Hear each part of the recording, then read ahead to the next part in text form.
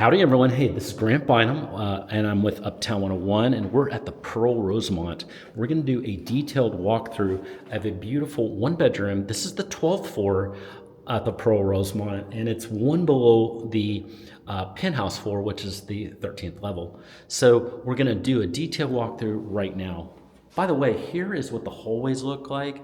Very clean, very quiet, well lighted, and beautiful finish out. So we go in, we can have a nice keyless entry. I love it when that happens. And then let's walk in. So it's a really pretty unit. We walk in here and we've got a nice kitchen area to enjoy. Got a triple door fridge that's here. Got some beautiful cabinets. Love the cabinets that are here. Love all the white. The backsplash is really pretty. It's kind of a dimpled, embossed kind of backsplash, really smooth. Got some really pretty gray quartz countertops that are here. All the appliances are all included, of course. So you're going to be all set there. And then you're going to have two really cool key features. One is this island. This island's nice. It's got a lot of storage. And then you're going to have a nice bar area over here too. Very unusual to have this. I love it when these are here. Not because I'm a wino, but I do love a little wine. So I love having a bar area in my apartment.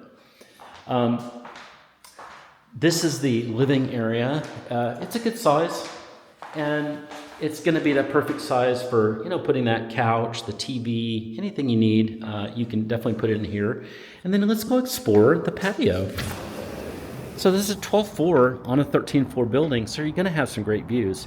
And look at this. I mean, this is just a beautiful day. It's a little chilly, but wow, so gorgeous. And you're so close to downtown Houston. That's like a 5-minute drive. I drove it, actually. I was at an apartment in downtown Houston right before this, and it was so cool to see this.